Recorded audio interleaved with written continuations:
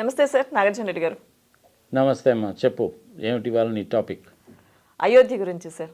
ఎక్కడ చూసినా రామనామం, ఎవరి నోట విన్నా అయోధ్య, ఇవే వినిపిస్తున్నాయి. ఎవరి ప్రయాణం చూసినా అయోధ్య వైపే వెళ్తుంది. మొత్తం రామనామంతో మారుమోగిపోతున్న పరిస్థితి. తెలుగు రాష్ట్రాలు కూడా అందులో భాగస్వాములు అయ్యాయి.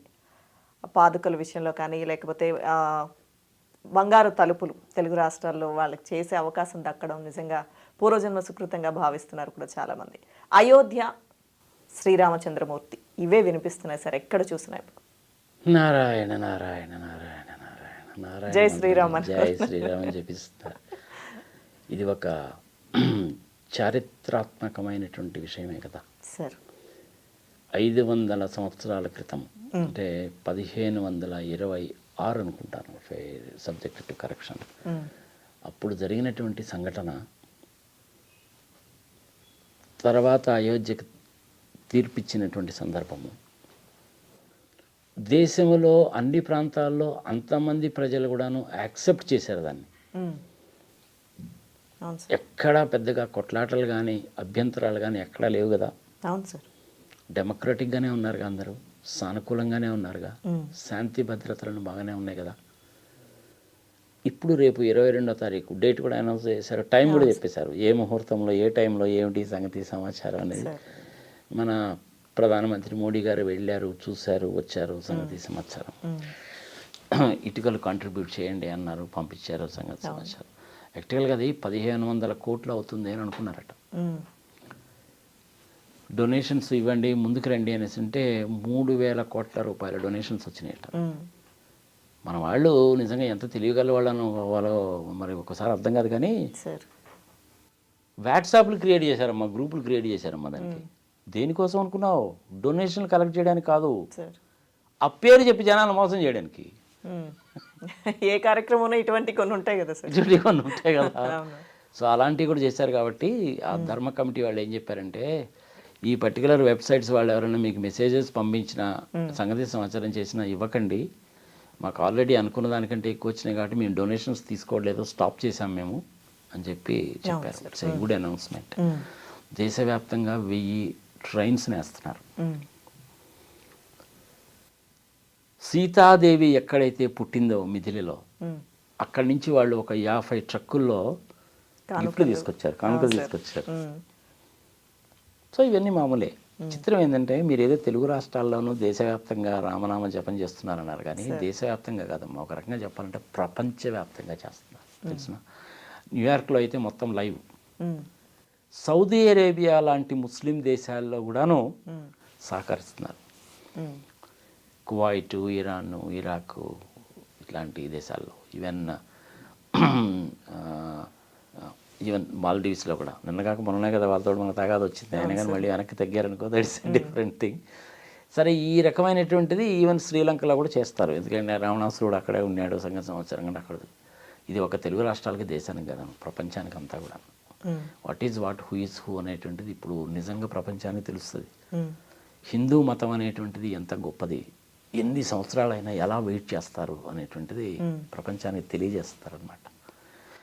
పర్సనల్గా నన్ను కనుక అడిగితే, నా ఉద్దేశంలో చెప్పాలంటేనమ్మా, to the best of my knowledge and belief and what I have seen in the past 60 years right from my childhood, Hinduism is not a religion. ఇదేంటండి నాగార్జున గారు మీరు ఎట్లా అంటారంటే అనొచ్చు. Hinduism is not a religion. Hinduism is a philosophy. It tells, teaches and preaches to the entire world how to live and let others live. రెండే పద, how to live and let others live. ఒక మానవ మాత్రుడిగా నువ్వు ఎలా జీవించాలి, ఎదుటి వాడితోటి కలిసి ఎలా జీవించాలి, నీ చుట్టుపక్కల ఉన్నటువంటి ప్రకృతితోటి, ఆ ప్రకృతిని ఆనవాలుగా చేసుకొని నివసిస్తున్నటువంటి 84 లక్షల జీవరాశులతోటి ఎలా ఉండాలి అని చెప్పడం అనేటువంటిది హిందూ మతం. అది మతం కాదు, ఇట్స్ ఎ ఫిలాసఫీ. ఫాలో అవుతారా మీ ఇష్టం. హిందూ మతంలో నుంచి పుట్టినటువంటిది బౌద్ధ మతము చైనాలో, కొరియాలో, జపాన్లో. అవునా? యాక్చువల్గా అక్కడ ఉన్న పాపులేషన్ నన్ను మన దేశంలో ఉండే హిందూ పాపులేషన్ తీసుకుంటే మనకంటే వాళ్ళే ఎక్కువ ఉన్నారు. ఒక 80 కోట్ల మంది మన ఇండియాలో హిందూస్ ఉన్నారని అనుకుంటే 90 కోట్ల మంది అనుకుంటారులే. 140 కోట్లు కదా పాపులేషన్. సార్. ఒక 20-25 కోట్లు ముస్లిం పాపులేషను, ఒక 4-5 కోట్లు క్రిస్టియన్ పాపులేషన్, మిగిలిన కనుక తీసేస్తే మినిమం 100-110 క్రోర్స్ అయితే హిందూస్ ఉంటారు. ఈ హిందూస్ పాపులేషన్ కంటే కూడాను జపాను, కొరియా, చైనా లాంటి దేశాల్లో ఉండే పాపులేషన్ అయితే ఎక్కువ కదా. సార్. చైనాలో బుద్ధిజం తప్ప ఇంకోటి లేదు కదమ్మా. యాక్చువల్గా హిందూస్ కంటే బుద్ధిస్టులు ఎక్కువ ఉన్నారు. ఆ బుద్ధిస్టులు అనేటువంటి వాళ్ళు ఎక్కడి నుంచి వచ్చారంటే హిందూ మతంలో నుంచి వచ్చారు.